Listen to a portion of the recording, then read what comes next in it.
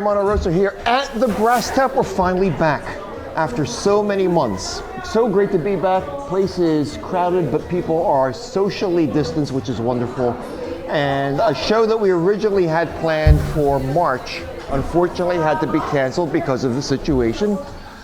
But we're resuming right now. And I have a guy's really become a good friend a few years here. AJ Stoll from Bonesaw Brewing in Glassboro. What a great job. AJ, thanks for coming out here to Vineland. Oh, no worries. Thanks for having me here. Yeah, so it's great to have you here. The company's doing, we're going to talk about a couple of your beers coming up shortly. And also to your right is a guy I've known. I thought I've known him for longer than 22 years, but we met apparently at 98. Yeah. Beer dinner, right, Mark? You bet. That's it. Yeah. And this is Mark Haynie, who is the New Jersey columnist for Mid-Atlantic Brewing News, a job that I once had and got sick and tired of it. And passed it on to me. Passed it on to Mark, and I say this publicly and I say it privately, he does a much better job than I ever could. Of course, you got a lot more breweries that you're working with now, Oh, definitely. Yeah, it's a lot easier to do now. How many breweries in the state? 123 open right now. Open, right. And there are a lot more on the cusp. So it's up to both of you guys. Before we really get into some of the things you're doing over at Bonesaw, I've not heard much, fortunately, about companies shutting down on our area. I have not heard of anybody shutting down because of the virus yet. That's what I mean. They're probably hurting, but I think the people in New Jersey really stepped up for takeout and for social distancing, and the breweries stepped up to allow people outside. You know, the cities and the townships, allowing them to put up tents and put up things that they wouldn't normally allow because of building codes, you know, but everybody's doing their part, and I think everybody's hanging in for at least for right now anyway. I made myself available for curbside pickup in case to work as well. Yeah. But talk about Bonesaw. You guys are blessed with a remarkable physical facility, AJ. Wow. And when I started going out again, which was obviously just recently, the first place, in fact, at this point, the only brewery I've gone to is yours. Really? Yes, and I've been there, as you know, several times. More than a couple times, because it's so open and you do feel so safe there. So that's something you couldn't control, but the physical facility all over in Glassboro is remarkable. Yeah. Well, I don't think anybody could have planned for a pandemic. No, of course not. You know, the rules change every day because our reaction to scary virus changes every day. Correct. Learning more every day. So, you know, Bonesaw, we do our best to take it a little step further. You know, we've got hand sanitizer stations out on the tables, and we're constantly just going through with air purifiers and, you know, tables spaced out 6 feet. All the stuff that is kind of like common language at this point, but we take it seriously because Bonesaw is really about the consumers first and foremost. You know, half the building is the tap room.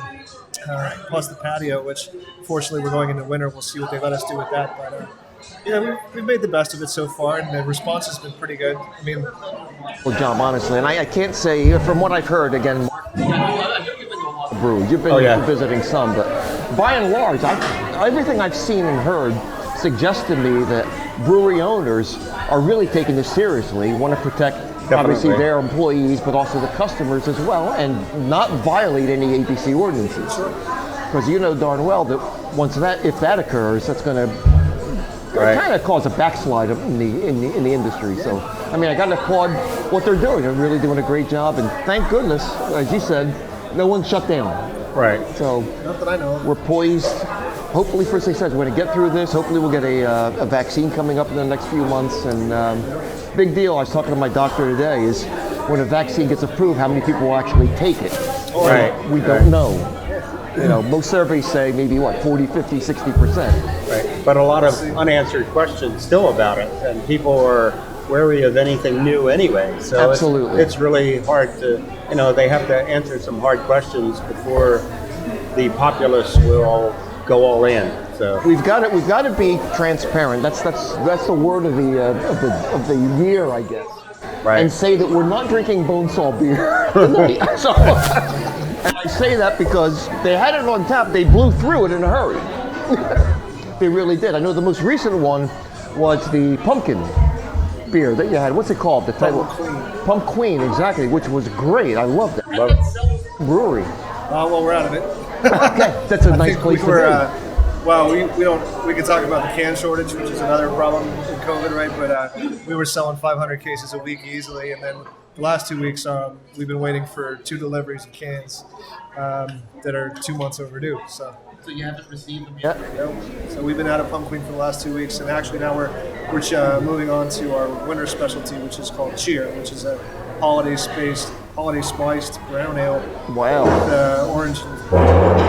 Big chocolate. ABV? No, 6%. Oh, that's great. Very sessionable. Yeah. I mean, we do the big ABV stuff too.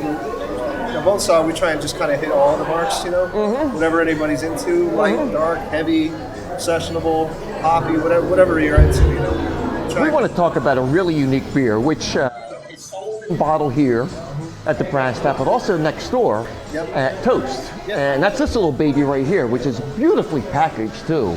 And this is Le Grand Demon. That's it. Am I saying it right? One of my favorites in Right, there. exactly. Yep. Tell us about this very, very unique beer. I know you take special pride in this too. Oh, sure, yeah. Well, first of all, nobody can pronounce it, so it's okay. Yeah. Like I said, we like to do a lot of different things. I like to do a lot of different things at Bonesaw. It's not just kind of a one-track mentality. And one of my favorite things to do is barrel stuff. We've talked for hours the last couple of times that you came down about barrels, but over the last 2 years, I've just been putting together a collection of different spirit barrels with different beers in them. And some of them are over 2 years old at this point. And now we're starting to, first of all, the weather is changing, which is kind of more appropriate for the heavy hitters anyway. But now we're having things come mature and ready to actually package. So we've done 2 so far. The first one was called Call Me Chris, which is our American Whiskey Barrel Imperial Stout. It was 8-year, 12-year, and rye barrels, kind of a blend of some different things. And this one is similar. This is Le Grand Demon, the Belgian Golden Strong Ale. The majority is 2 years old with a little bit of 1-year-old and fresh beer for balance. And I don't know if most people have even tried a rum barrel aged beer. I know that I haven't tried that many historically because they just don't make that many. But sure, it's rum. Right? Profile that they have. Definitely. It's also worth mentioning that we make this Belgian Golden Strong with local wildflower honey also. Okay. So between the Belgian characteristics, the honey, and the rum barrel, it's a really interesting and complicated It fun is. beer. It's an expensive beer to make, if for no other reason but the everything. ingredients. Yeah. So you've got to factor that into it. Sure. And yet, the retail price on this beer is something that I would pay because it's in the teens, right? And it's well worth it. Well, you're not going to drink a case a night either. No, absolutely, absolutely. So I'm saying, I mean, you can easily get beers that are much more expensive. Oh, absolutely. Much more. I'm not even going to talk about Utopias, where you're talking $220 some odd dollars for a bottle of that.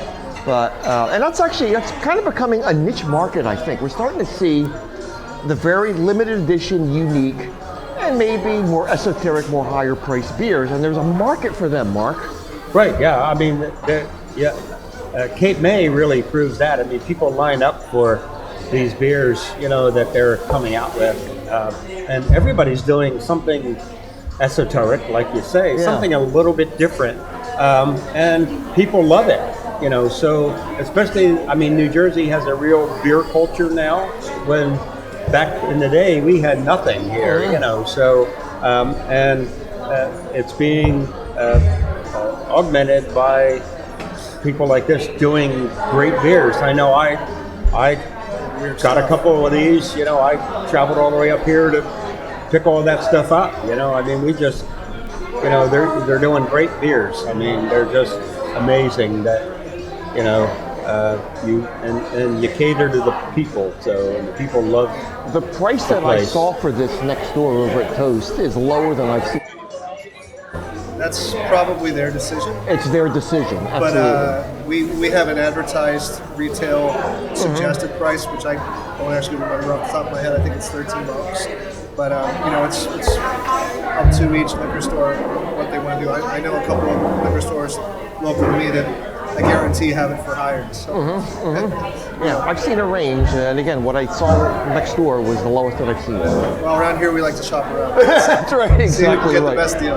Mark, so many breweries, not just in New Jersey, but elsewhere, are coming out with, when I say limited release beers that you can only get at the brewery. Right. Now, is that a means that companies are using to attract the customers to come in for the curbside I'm pickup? sure. I mean, no Is that the doubt. I logic? mean, now they're looking for people to come anywhere. You know, I mean, people don't want to leave their house, and you know, it's a great thing if you can only get it at the brewery. People are going to come and get it because they'll fight over it at a liquor store. So you know, it used to be, you know, places would put out their delivery schedule and they'd be there waiting for the truck to show up. That's you know, true. and they'd attack the driver and say, "Hey." You know, but right. you know, we've calmed down a bit since then. But now there's enough for everybody, and there's a lot of different things. So you have to kind of pick and choose what you like. You know, and the Condiment was one of my favorite beers to begin with. So you put it in a different barrel or something. Wow, There you you go. know, Right. I mean that's Don't me even all know. over. You know, I want to get into, while we have the time, next beer there, AJ, what is that one? Swoosh? Yeah, Swoosh. Now, people know Swoosh. They know yeah. that beer.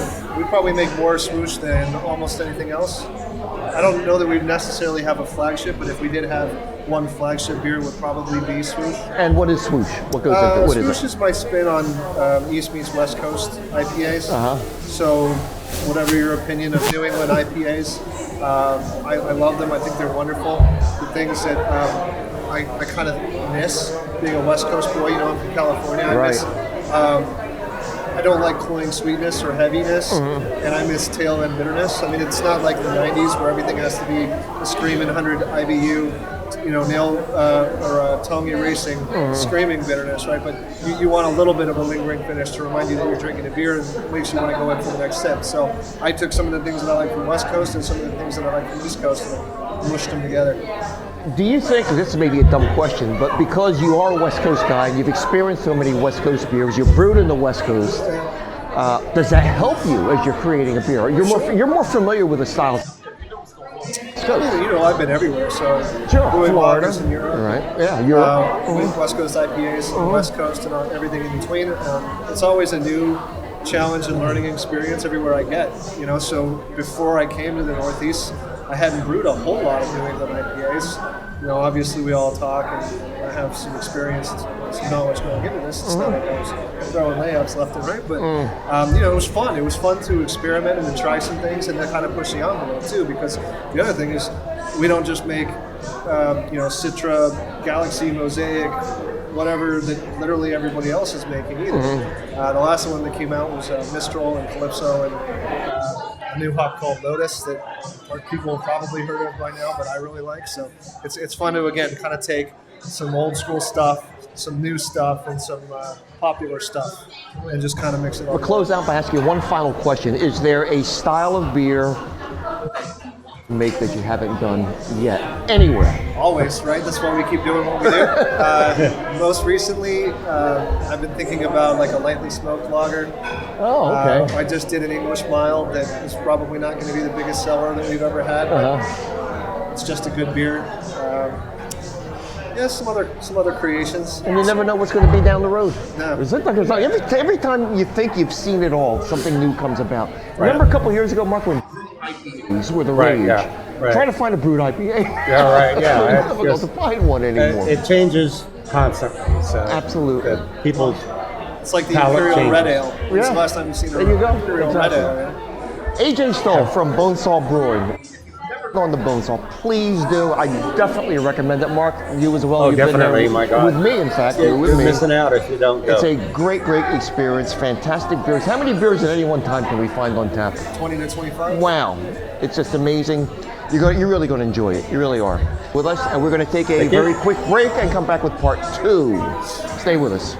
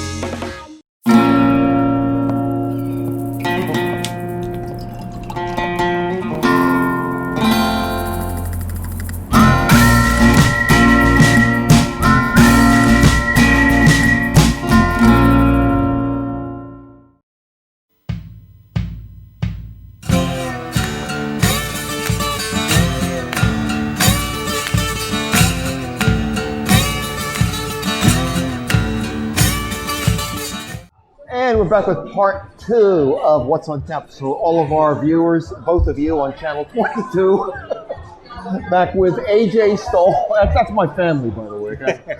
AJ Stoll from Bonesaw Brewing in beautiful Glassboro, New Jersey. What is your title? Is it lead brewer, principal brewer? What is your title? Director of brewing operations? Main beer guy. Yeah. It's probably director, brewmaster, something like that. Yeah. How many people you have working with you now? Not many. So we're still a new company. We're probably going to around 10,000 barrel annual run rate this year. Going into next year, that's not total for the year. That's just on a monthly basis, right? But I have now 5 guys working for me. So I got a young guy that works pretty much full time, just as a keg washer and drives a floor scrubber around. Then I got 2 cellarmen and two brewers. When it comes to the, and I obviously know the owners, when it comes to the brewing operations, do you have autonomy as to the people you're bringing in? Yes and no. So the 2 owners who met, Dave and Rich, their other brother in Florida, Alan, who does the front of the house, and myself, and even including our sales manager, really, we're all sort of like a group thing. So yes, I could say, hey, this is what I want to do and why, and no one would fight me on it. But everything just kind of goes through everybody. We work so well together. It's just it's like a hive mind, a group think. I want everybody's ideas, and they all want mine, and then we all just kind of make our own best decisions. Mark, that is the beauty that you don't always see, but there really is a chemistry among AJ and the owners, and you can see that when you go there. And even if you talk to the employees over at Bonesaw, I've never seen anyone that wasn't happy to be there. Right. They really enjoy working at Bonesaw. Yeah, you can sure. see why.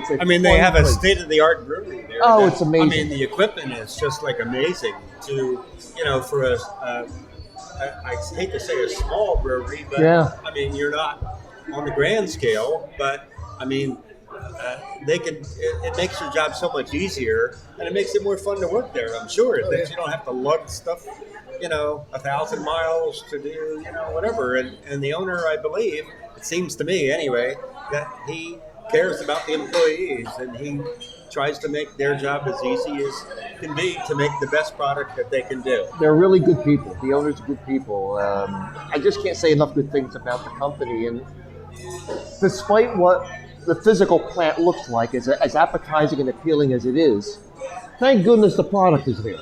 Oh, yes. I mean, you can put up the nicest facility in the world, AJ, and if the beer isn't any good, we won't go there for the biggest breweries in the world. Well, right, exactly. As we mentioned in segment 1, this is becoming a almost like an item that you have to have, that you want to hold on to. Right. And this is Le Grand du Monde. Pretty good. I get more Chevalier as time goes on. I get more French as this goes on. But as we said in segment 1, what a very, very unique beer. So much time that goes into this, let alone the ingredients, AJ. Did you formulate this? Sure. Well, if you want to go all the way back to Le Grand du Monde, it was kind of sort of a spin-off of a homebrew that Rich used to make back in his homebrewing days. I never knew he was a homebrewer either. He had mentioned it to me. Yeah. So he was a home brewer. He wanted to open a brewery for years and years. He went to med school and became an orthopedic surgeon, which is why Bonesaw. But in the early days, we were talking about the kinds of beers that we want to make. Obviously, I had some ideas, but he also threw some things that he used to make that he really likes. He used to make a blueberry porter that he loved, and his favorite was a quad he used to make, and all this kind of stuff. So you made a quad? Yeah, so we kind of... Okay. Yeah. I have a quad and a French cognac. He was serious about it then. Yeah. He was. I was going to ask him. Is he doing extracts? Or he's doing whole. He's doing grain, right? He's serious about it. He was my assistant brewer for the first year. Helping me empty the filter and stuff like that. So. Oh my goodness! And he, of course, in his position in the outside world is as a orthopedic surgeon. Exactly. So, my goodness, you talk about a person who has responsibilities running a tremendous business here, and then he has his medical responsibilities as well.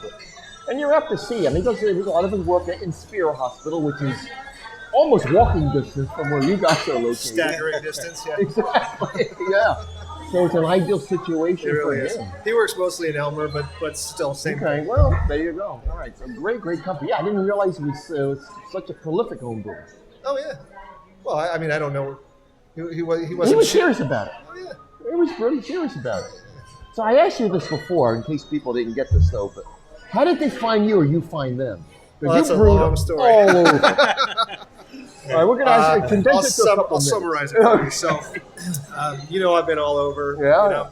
And before Bonesaw, I'd actually come back stateside, and I was in L.A. in Redondo Beach. I was working as a consultant, basically just helping breweries in L.A., San Diego, and Orange County do stuff, fixing breweries and growing breweries and writing recipes and helping with business plans and whatever anybody needed to do, right?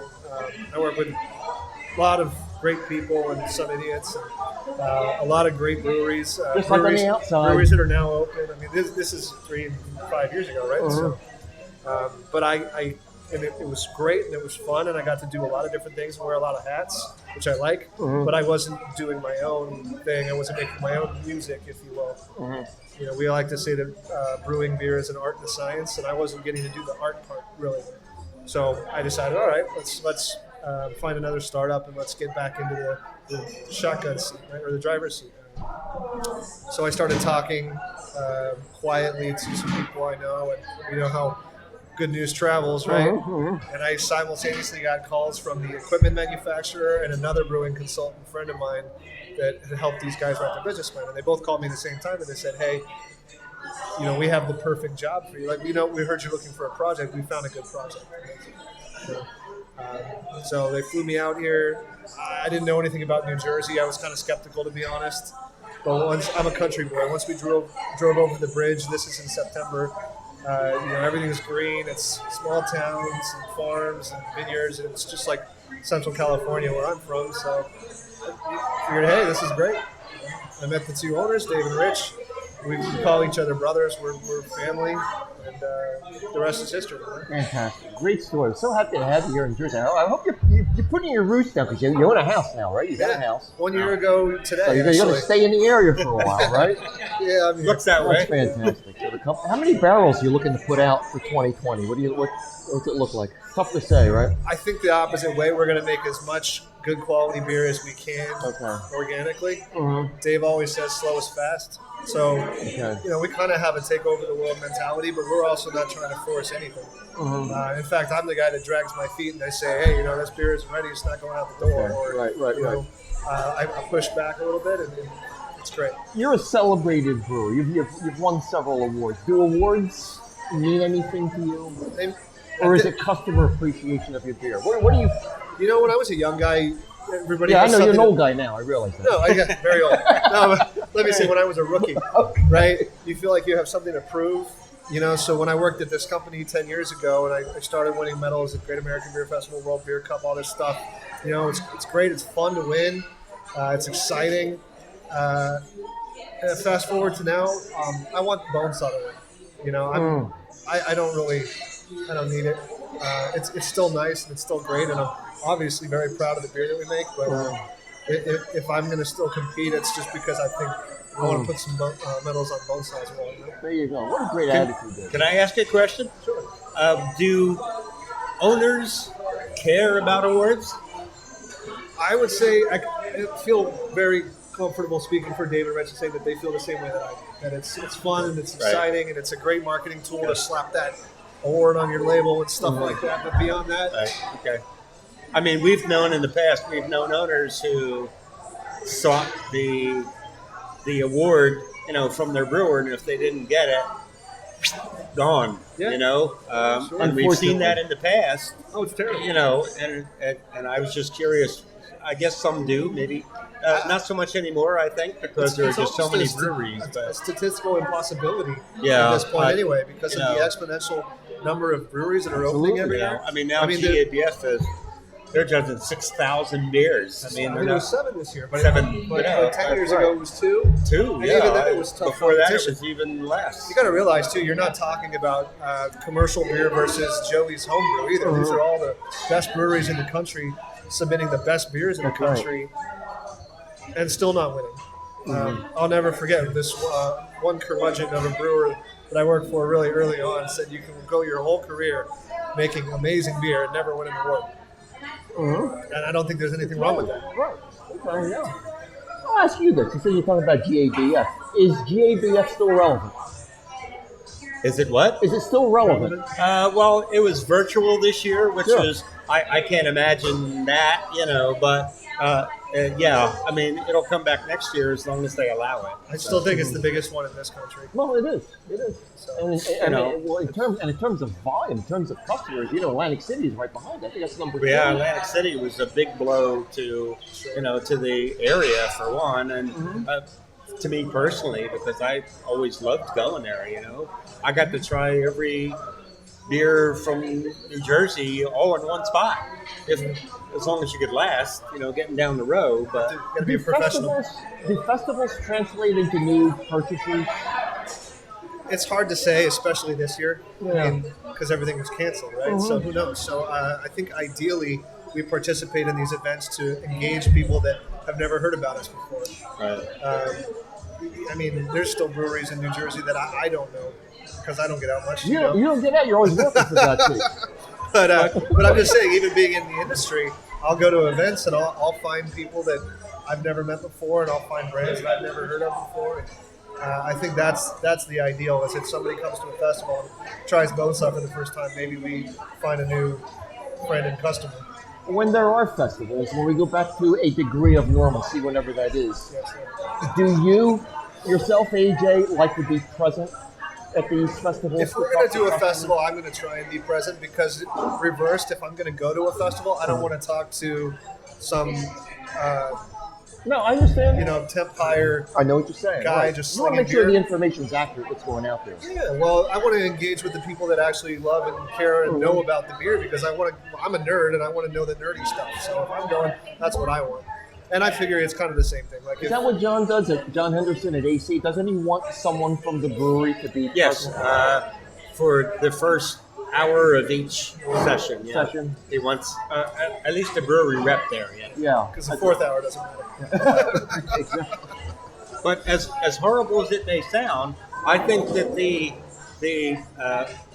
virus has helped locals a lot, because people have turned to the locals because they knew they needed support, and they, going to a liquor store maybe was kind of apparent to them, but they could go to a brewery and get curbside takeout if that's what they wanted to do. And I think the business really, I think people warmed up to the locals more than they probably would have if this That's a valid hadn't point. happened. I never really thought of it that way. Yeah, I want to ask both of you about this, but there have been breweries that have condensed their inventory. In other words, they canceled plans to make certain maybe one-offs and concentrated more on their core brand. But they've also, those who were able to can, and it has been a boon for the canning industry. Oh, yeah. That people bought canning machines so that they could sell takeout. I mean, I know all the local breweries had canning machines or had mobile canners, but they, instead of selling it to a bar that couldn't sell it, because you couldn't go in there. Right. If you could can it or bottle it, you could sell it. So that's I think that was a boon for a lot of adjunct industries, so to speak. And those who had bought canning machines previous, we know a couple of them that they just started canning everything instead of kegging it. So. Are you now paying exorbitant prices for cans? No, it's more of a supply issue than a price gouging issue, because I don't think that anybody could even stockpile and try and make a profit on cans, because you just can't get them. I mean, we're in a fortunate enough position where we buy so many cans that we have some leverage there. But I know that Ironheart, the mobile canner in the area, they're fine. So all the small breweries that don't have their own internal lines, they're covered. And thankfully, we were lucky and blessed, and we got our canning line online in December, January. So by the time that the shutdown hit in March and April, we were thankfully able to pivot before I close down, I got to talk about this last beer in front of you. This is Squeezins. Squeezins? Yeah. Okay, what is Squeezins? Squeezins is sort of an orangey, hop-forward, double IPA, 9% sniper, but it's really fruit-forward. Why you got a easy big smile on your drinking. face, Haynie? He's a fan. I know he's a fan. He loves Great it. beer. It's kind There are no weak beers. take You're two also- and call me in the morning. You're also doing a seltzer? We always have seltzer. Is that selling? It does sell, but There is it's a market for it then, right? so going all the way back. Our attitude is trying to have something for everybody, and the seltzer and the coffee and the soda is part of it.